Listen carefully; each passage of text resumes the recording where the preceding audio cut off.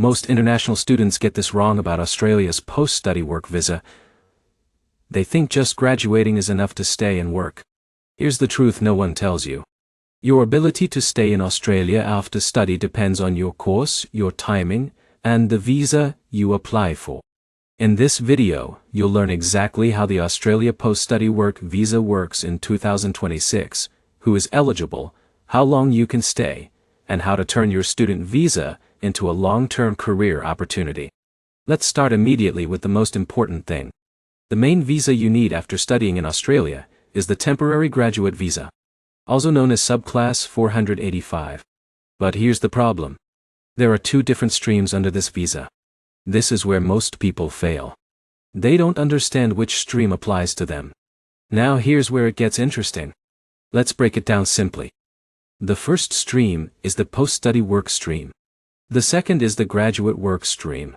Now let's focus on the post-study work stream first. This is the most popular option.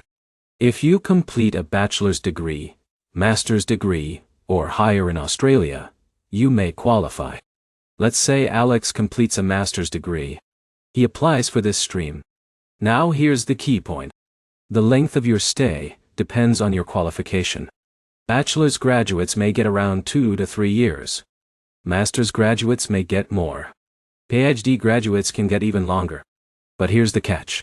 These durations can change based on government updates.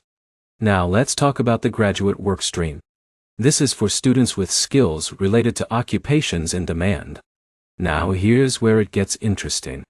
Your course must be linked to a skilled occupation list. But here's the problem. Many students choose courses that don't qualify. This is where most people fail. Now let's talk about eligibility. To apply for Subclass 485, you must have studied in Australia. You must meet the Australian study requirement. You must apply within a specific time after graduation. Now here's the key point. Timing is critical. But here's the problem. Many students miss the application window. Now, let's talk about English requirements. You may need to prove your English proficiency. Now here's where it gets interesting. Even if you studied in English, you may still need a test. Now let's talk about health insurance. You must have valid health coverage. Now, here's the catch. Ignoring this can delay your visa. Now let's talk about what you can do with this visa. You can work full-time. You can gain Australian work experience. Now here's the key point. This experience is important for future visas. But here's the problem. Not all jobs help your long-term goals. This is where strategy matters. Now let's talk about skilled jobs.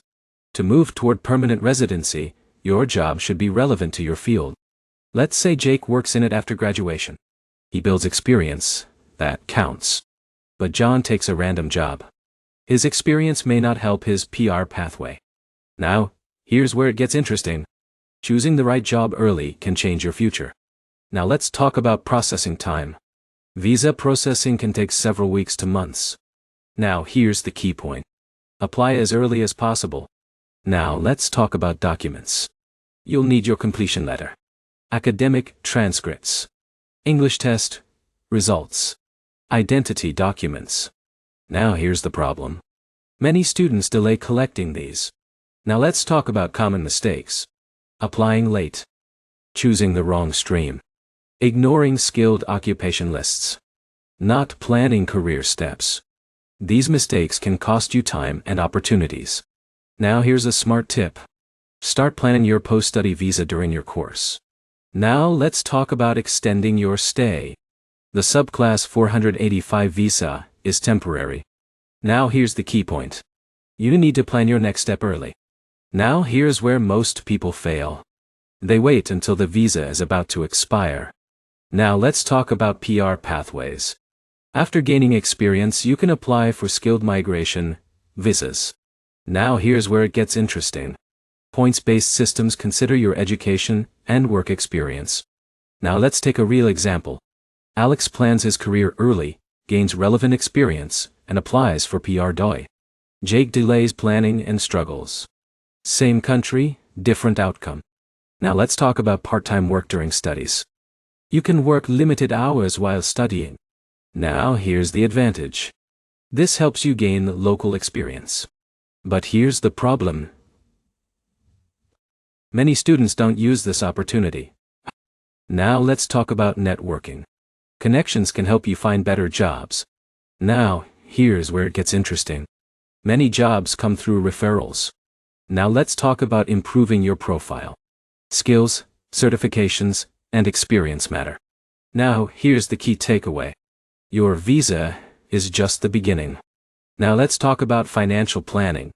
Living in Australia can be expensive. Now, here's the problem. Many students don't budget properly. Now, here's the solution. Plan your finances early. Now, let's quickly summarize everything. Understand the subclass 485 visa.time. Choose the right stream. Apply on time. Gain relevant work experience. Plan for PR early. Avoid common mistakes. If you follow this roadmap, you can successfully transition from student to working professional in Australia. Now you're not confused anymore. You know exactly how the post-study work visa works and how to use it to build your future. If this video helped you, make sure to like, comment, and subscribe. And if you want help planning your next step, drop a comment below. I'll guide you. Thanks for watching, and I'll see you in the next one.